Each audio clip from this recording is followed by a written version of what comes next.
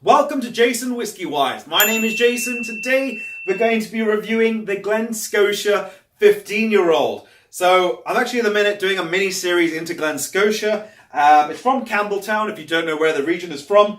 And they produce a core expression range which I've been trying to pick up all the whiskies off because it's one of the few Campbelltown distilleries there are. Now I've just reviewed the Double Cask and I've also done the Victoriana. If you want to catch those two, I'll leave them linked here in the top corner. But today's video will be into the 15-year-old. So, Glen Scotia 15. It is a 15-year-old whiskey bottled at 46%. The cask selection they do state for this one is, I believe, this is the finest, as they say on their website, the finest American oak casks. And then it's also then transferred off into these refill bourbon barrels. Now, it is a fairly new expression to their range. I think it's the second newest expression, being it was released in 2015 and it goes part of their core range. So you've got Double Cask, Victoriana 15, 18 and 25, which comprise together to make Glen Scotia's core range. Now in terms of the overall distillery is the Glen Scotia Distillery. They are owned by the parent company, the Loch Lomond Group, and they're located in Campbelltown, Scotland. And it's a fantastic place. If you are going to go visit, definitely, I'd highly suggest, if you're even thinking about it, just go for it. You're going to enjoy it out there. Just the weather does change every 3 or 4 minutes, so don't be upset if it starts raining, because most likely it'll get blown over and it'll be sunny, and then you've got 5 minutes to enjoy that, and it'll switch back. It's just one of those things over there. So, in terms of the actual price on that bottle over there, you're looking at £55 here in the United Kingdom. It can vary. I've not seen it go anything more than £60, so that gives you a rough estimate if you're in the States or in Canada or all over the world, in Europe even. The average price here in London is around about £55. And we do pay, I believe, a little bit more than in Scotland and in some other places. But in terms of exclusivity, it's not exclusive. It's part of the core range and it's just got such a great nose. I can just smell it going from there. So let's, without further ado, get into the nosing of the whiskey. Into the nose. So to begin on the nose for the Glen Scotia 15, it starts out quite citrusy, a little bit of that tangerine. It's a bit more mellowed down. You can tell this whiskey has had time to really round out its characters. There's a little bit of even this sort of candied ginger, but it's not anywhere near the same as the Victoriana. If you missed that video, I'll leave it linked here. This one is much more rounder, much more gentle. It's got a note that I really love, and that is a little bit of a burning candle wax. It's got that waxy essence, which I just absolutely love in a whiskey. And it's followed up by a little body of smoke. It's actually got, it feels like a physical body of smoke, but it's gentle, it's soft. It's not, a sucker punch in the face. This is gentle, it's easygoing. You're getting that maritime character, almost as if you're standing on the actual port in Campbelltown, and you can smell that little bit of seaweed, a little bit of that salty air coming through. And I'm getting something that's very unusual. If you actually go to your coffee shops and you order a vanilla bean frappuccino, that's the essence of vanilla I'm getting from this one. It's not fresh vanilla essence. It's not, a vanilla tart, vanilla cream. It's vanilla. It's a vanilla bean frappuccino. And it's then softly coming through of sort of like stone fruits. This is apricots. This is peaches. They're not dried, they're fresh. And they're just sort of lingering in the background.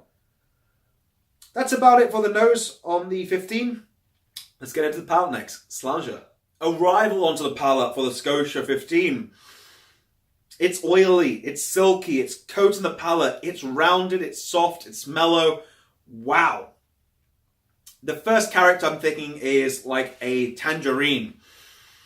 Maybe a bit of a clementine, a spiced orange.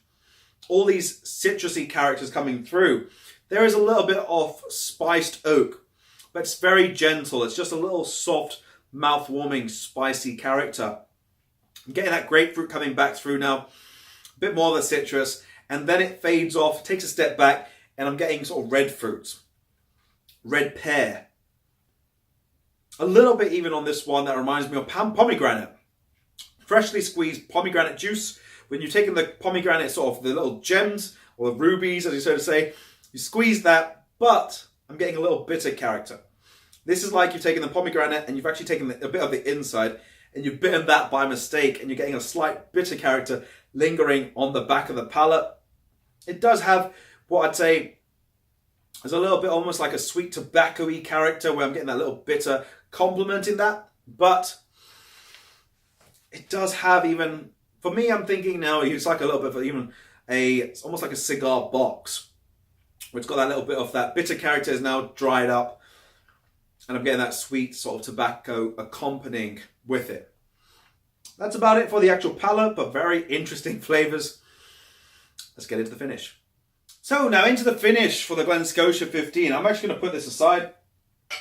But overall, the finish for this whiskey, it's one that I'd say is more on the lines of a short, medium finish. You get those characters of grapefruit coming through, and I found grapefruit are pretty much all the way throughout this whiskey. It's got that sort of citrusy dryness coming through. The note I got before on the cigar box, it now develops into almost like a dry, oaky character as it dries out the palate.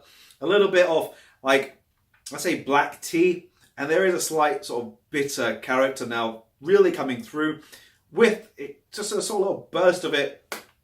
I'd say it's like a spiced oak or vanilla spices. It's got a little bit of a dryness about it, which I think just ducked to the last minute. However, in terms of the overall whiskey, I'm going to give it this. I'm going to give it an 88.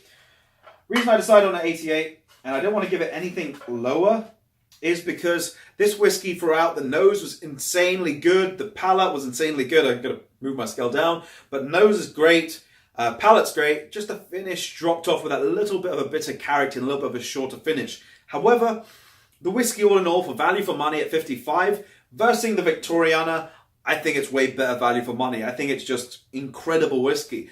In terms of the complexity, it definitely offers that up. In terms of does it need time or does it need water?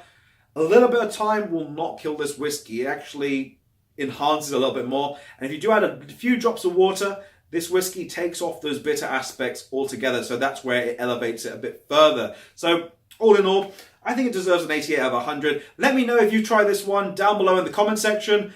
But on that note, I'm going to wrap the video at that. If you have enjoyed, drop it a like. Feel free to hit the subscribe button, which I'll leave over there. And be sure to also check out some of the other videos here on screen.